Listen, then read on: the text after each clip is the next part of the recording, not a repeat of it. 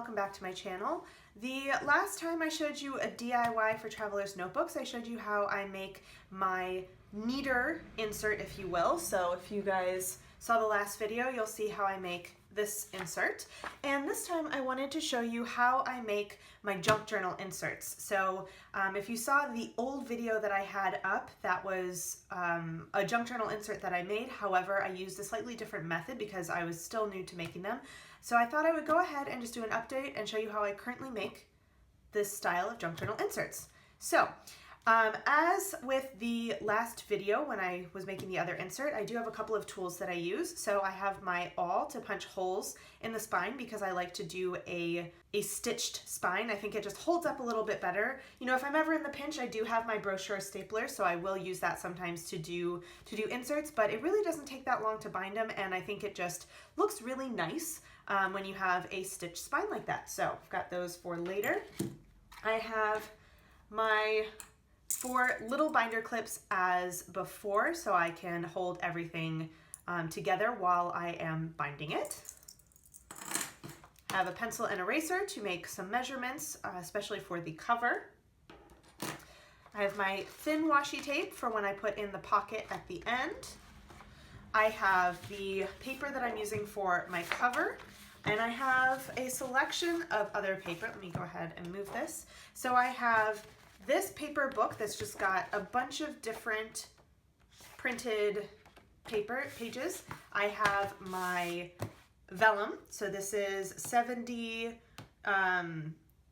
weight, what's the word for this? 70 weight tracing paper or vellum, however you feel like calling it. Then, oops, put this over here. Then I've also got sketch paper, which I like because it's got a nice creamy finish, but it's, you know, thinner than some other types. So this is 90 weight paper. I've got large A4 size craft paper. I've got this carbon black paper, also an A4 size. Oops. And I've also got my little accordion folder that's got all my different ephemera and what's it. So for example, I think today I might actually put some doilies. So here, let me take some stuff out and then I'll show you guys. Oopsie daisy. There. And let's see, anything else?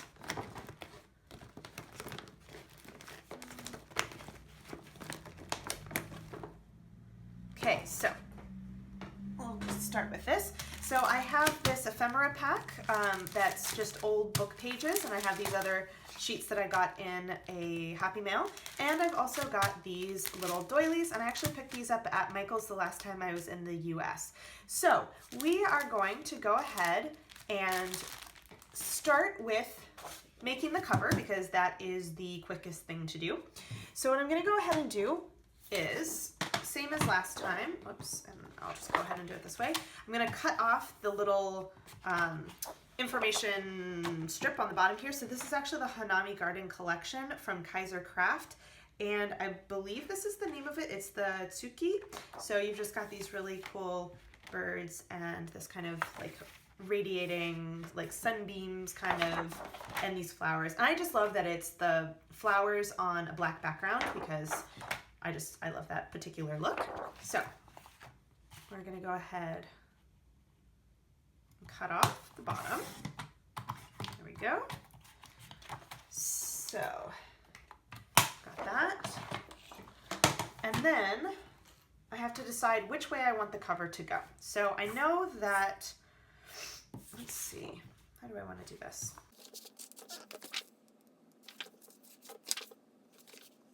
All right, so the way that I'm gonna do this, I actually want to have this on the outside and have this like super pattern section on the inside, which the way that they print the scrapbooking paper and the way that you make notebooks, it's not exactly the order I wanted. I would rather have this on the front cover, but you guys are gonna see it's gonna be on the back, and you know what, it'll be fine. So let's see. And actually, I'm going to be smart and do it over at this corner this time. Oops. Get my pencil.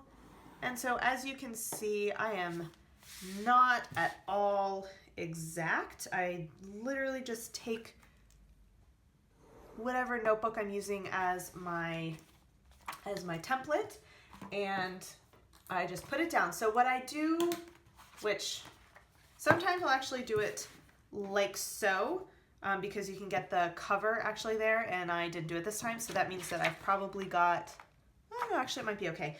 Sometimes I'll do it this way, sometimes I'll do it this way, whatever is close enough. They're never actually the exact same size once I'm done with the insert as the real ones. Please tell me I did that the right way. Yes, I did. Okay, good. Thought I had done it on the wrong side. And it's easier to see if I do this. So they're never exactly the same size, but as long as they're close enough, I'm not too fussed. Just adds a little something because it is handmade, so a couple of little imperfections and whatnot is not the end of the world. So we've got my cover, okay? And then take this guy again and open him up just so that I can get my back. All right, so now the question is, guys, do I really want to do, because I really don't want to have this on the outside. That's a little crazy.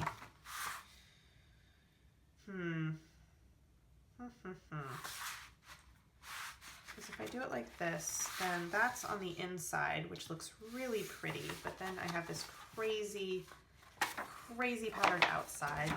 Or I could change it up and have the pocket be on the front and have it be like this and have the back cover it. You know what?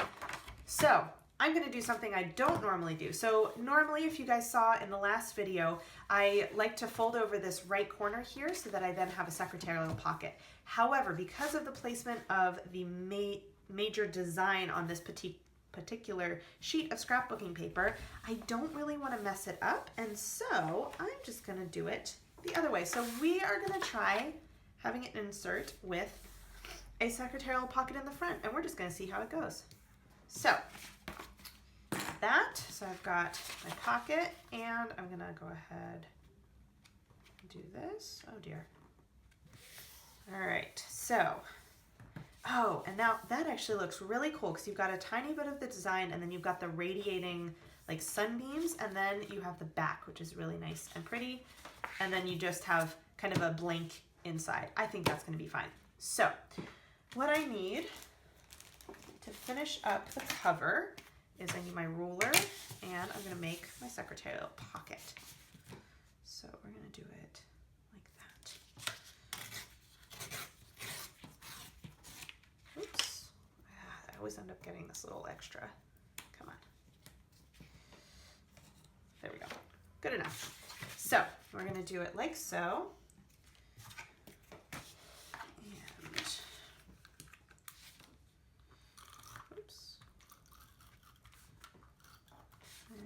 All right, so we are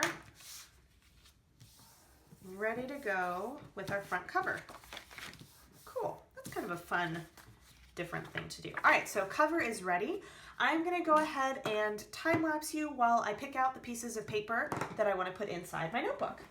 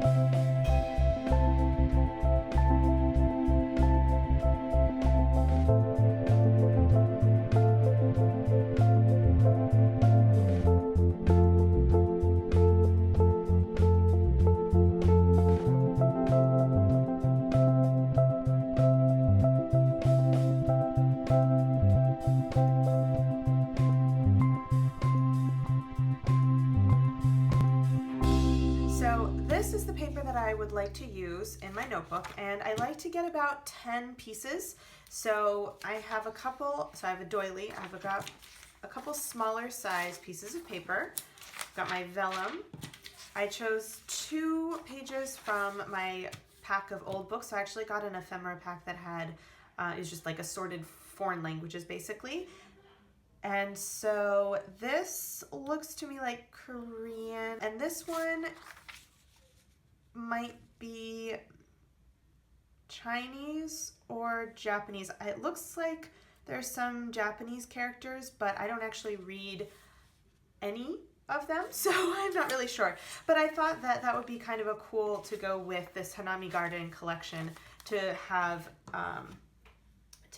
these 2 pieces in there for my, as some pages. And then I liked the idea of taking this extra piece of paper that has this sunburst to kind of go with the little sunburst that's on the cover, as well as another little bird, and you've got like the red motif, so I thought that would look kind of nice. And then I have some of my sketch paper, black paper, and more craft paper, all in A4 size. So I'm gonna go ahead and put this together.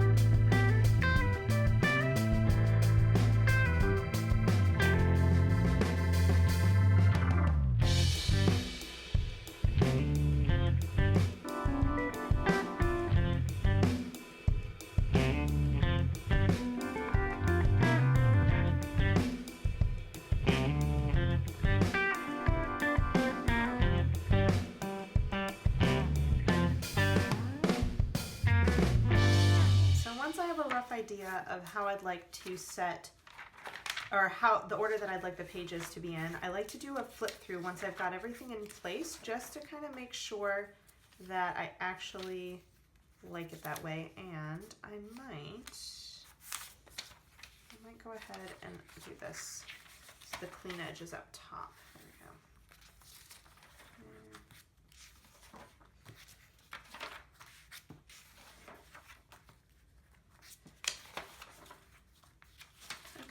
So I like to alternate large, full size pieces of paper with smaller pieces of paper, so that I have a variety of different environments to write on when I'm doing my junk journaling. So I have got this set up the way I would like, which means it's time to bind.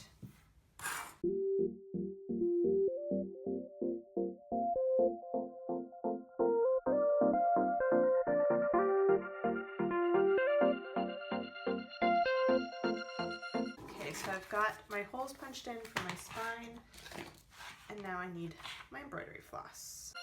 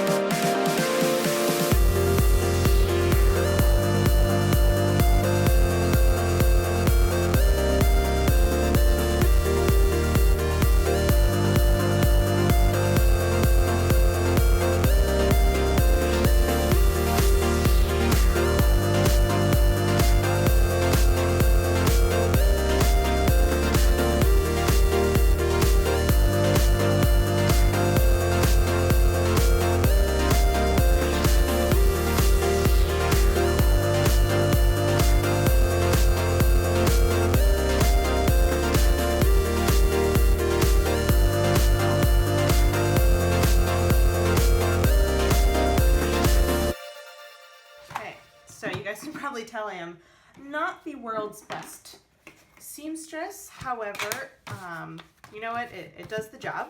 So I've got my rough notebook, and you'll notice that same as with the other style of notebook, I do fold all of the pages exactly in half, so that when I finish off the edges, either I finish them off nicely like I did the last time, or since this is a junk journal, I'm going to finish them off more roughly. So I like to start with the back and then kind of work and flip-flop my way up. So I use my ruler and I line up with the edge of my notebook. Oops. And then I just tear. So this part is actually very soothing. I really enjoy the tearing aspect of making journals.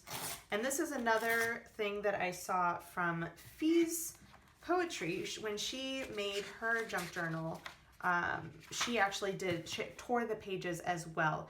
And I wish I had a metal ruler. I think it would, I think the paper would behave differently with it, but honestly this works, so I'm just kind of sticking with it. And when I do have shorter pages that don't quite reach the end, I will sometimes tear the edges. See if I can get the edge. Oh my goodness.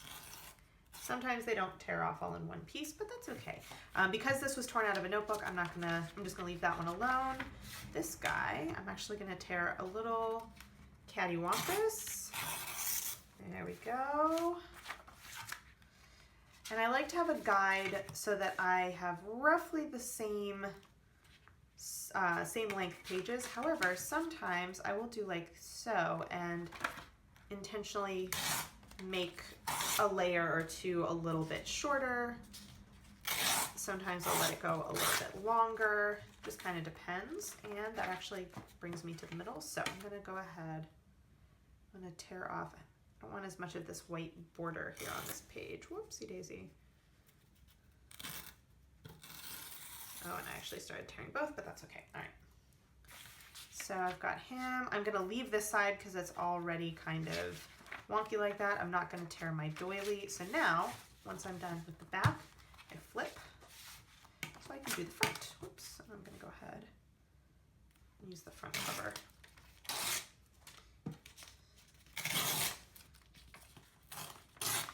And if a couple pages come out a little bit messier, for example, that piece of craft paper, that is totally fine. That's kind of the point of doing it this way. So I tore those two. Let's go ahead and do this one. Oops. And I'm gonna tear this guy a little bit off center, off line, off kilter, whatever you want to call it. And go ahead and do this guy. There. Let's see. Actually, I want to do this one a tiny bit shorter.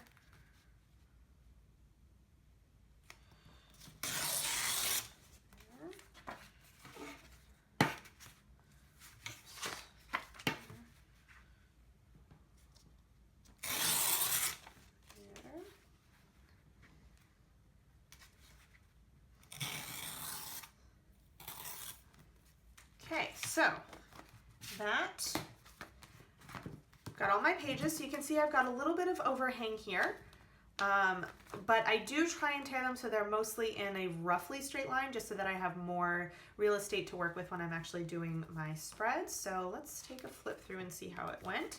So got my little pocket on the front here, which, I don't know, it's different than normal, but I kind of like it. I think it's a fun little change. I've got I like having a piece of vellum here, so you have a page covering, but then you can also see the page below it. I think it just looks kind of cool. And got all of my different size pages. I used to do a lot more varied pages. I wouldn't only use A4 size, but one of the things that I found was that I would really want to have a full page when I was doing junk journaling.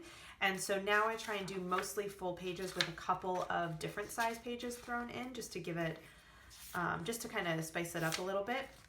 But because this is something that I like to use to keep, memories and that sort of thing, I do want to have enough space to actually have room to journal or to do different spreads and what have you on it.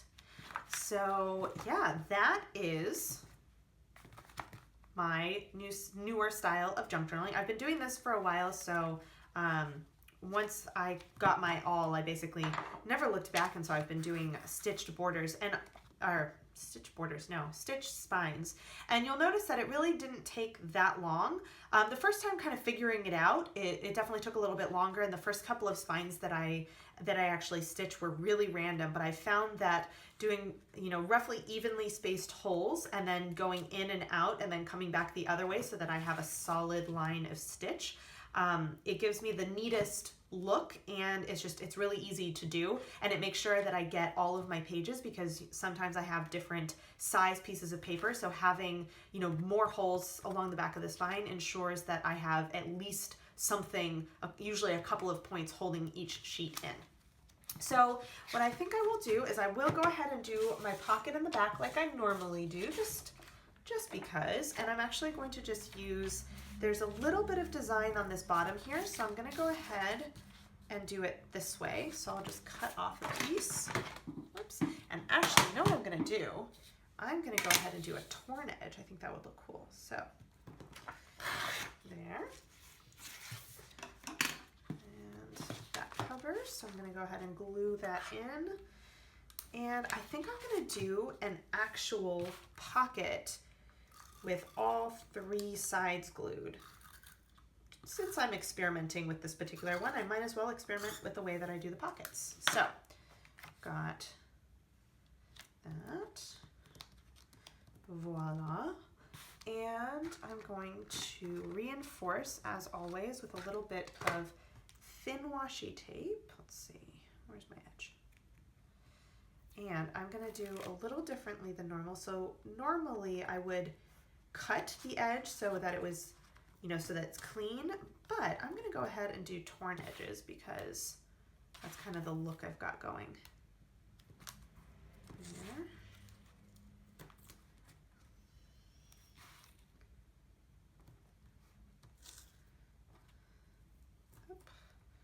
All right. And voila, so he's a fairly tight pocket, but considering I'm only going to put something like, you know, stickers or a business card or whatever, I don't think it'll really make a big difference. And there you have it. That is my newer style, an update of how I make my junk journals. If you guys have any questions or comments, please leave a comment or a question down below. If you guys like this video, please consider giving it a thumbs up and or subscribing to my channel, and I will see you guys in the next video. Bye!